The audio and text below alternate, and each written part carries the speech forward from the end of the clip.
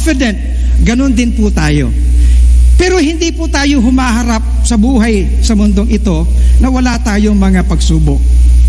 Wala tayong mga challenges. Ilan po ba sa inyo ang may challenges ngayon?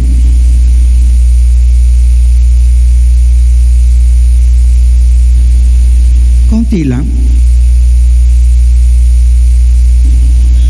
Oo. Minsan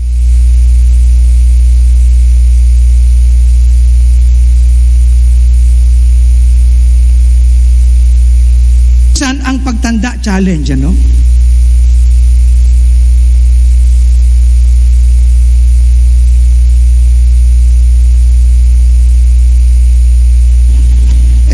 Parang napag-iiwanan ka, challenge din. At baby boomer. Ano, no? Gen X. Okay. So, ilan ang millennials? Uy, mas malakas. Ilan ang Gen Z? Teka, kayo rin yun eh. Ilan ang Gen Alpha? Pwede na ba silang sumigaw? Oh, anyway. Okay.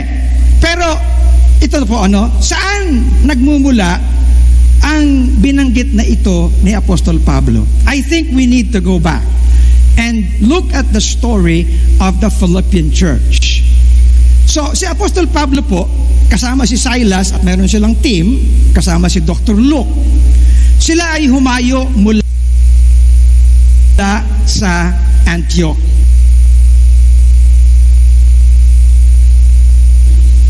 At umikot sila sa rehiyon ng Galacia.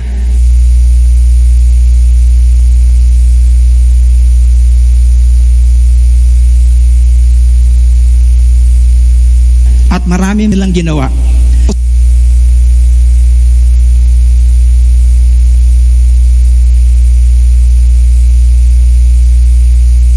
Missionary travel through the regions of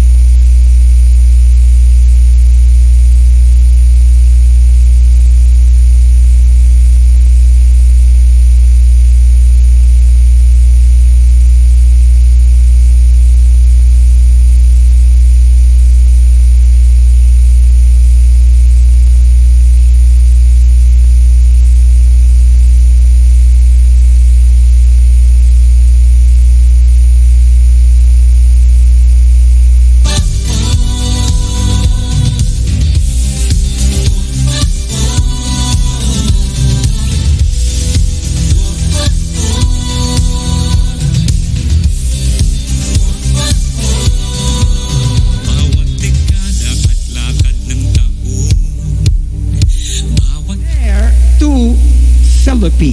Ayun. Dumako na sila sa Philippi. Air to Philippi.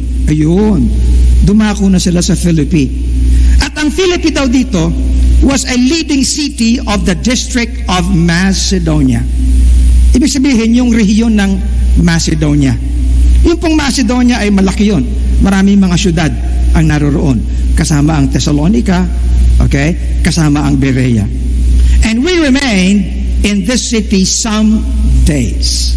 Okay, patuloy tayo. So dumating sila doon sa Philippi. At nagpunta sila at nagsimula ng prayer muna. At doon, initially, the day that they came, si Lydia po ay tumanggap sa Panginoon. Ayun, si Lydia. So masusumpungan niyo yan sa Acts chapter 16.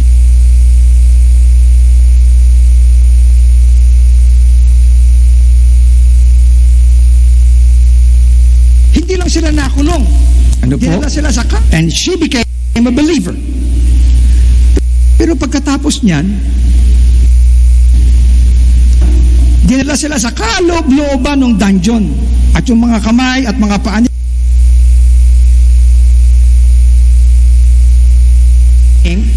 ano Anong ginawa ni Paul at ni Silas? Umawit sila. Umawit sila ng papuri. Ay nilagay sa stocks. Umawit sila. Kaya hindi sila makakita.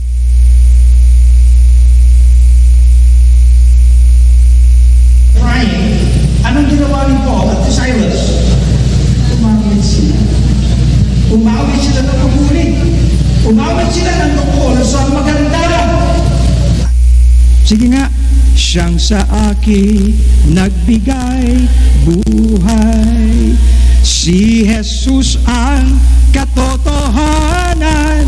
Si Jesus ang daan. Siya ang tanging Panginoon, magpakailan paman. Ang galing. Okay, anyway. So while in jail, they sang and they prayed. And then biglang-bigla lumindol. Pero ibang klaseng lindol ito. Sapagkat yung lindol na nangyari ay tinanggal yung mga kalag nila. Okay? And then, ang nangyari yung sikat na kung saan ay magpapakamatay sana yung Philippian jailer, no?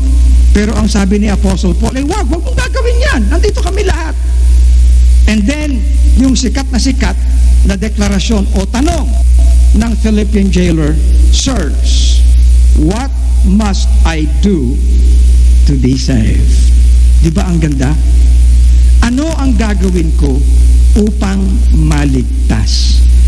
Alam niyo, ang tanong na yan, hanggang ngayon tinatanong ng marami. Tama? Alam niyo, ang tanong na yan, hanggang ngayon tinatanong ng marami. Tama? Hanggang ngayon tinatanong ng mga dalubhasa kahit na. Tinatanong ng kung saan man sa sulok ng ating bansang Pilipinas. At ang napakagandang tugon ni Apostol Pablo ito. Basahin nga natin sabay-sabay. Go! Believe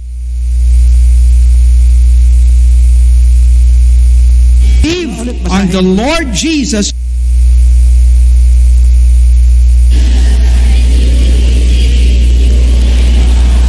Oh, nakita nyo na.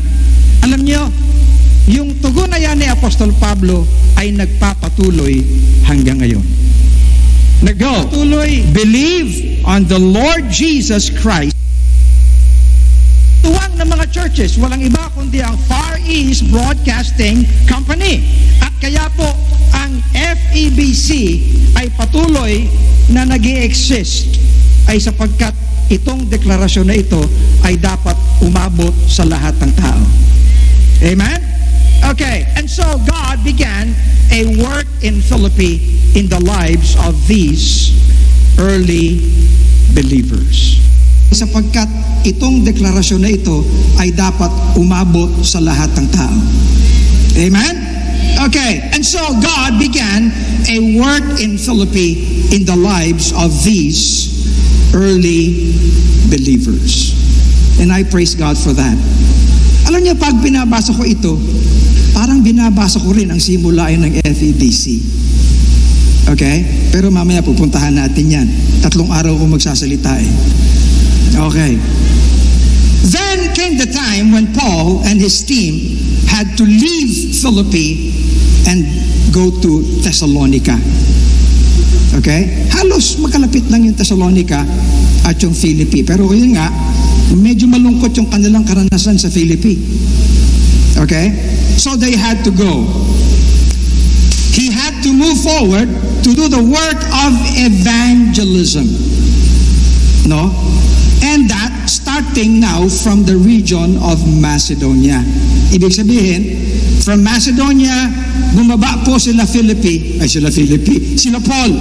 Okay. Sila Paul, patungo doon sa Corinth, pababa, patungo sa Athens. Okay?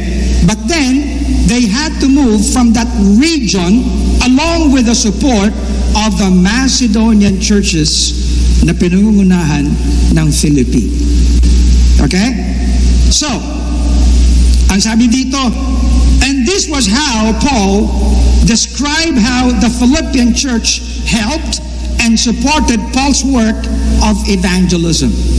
Ano sinabi ni Paul? Doon sa Philippians chapter 4 and verses 15 to 17. Ito ang sabi ni Paul. And you Philippians,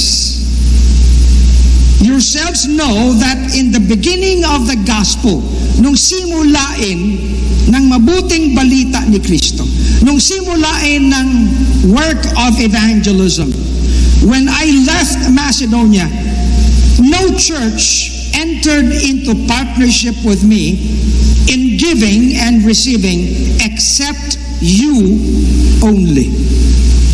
And even in Thessalonica, you sent me help for my needs once and again. Can you imagine that? Well, ang sinasabi ni Apostol Pablo ito,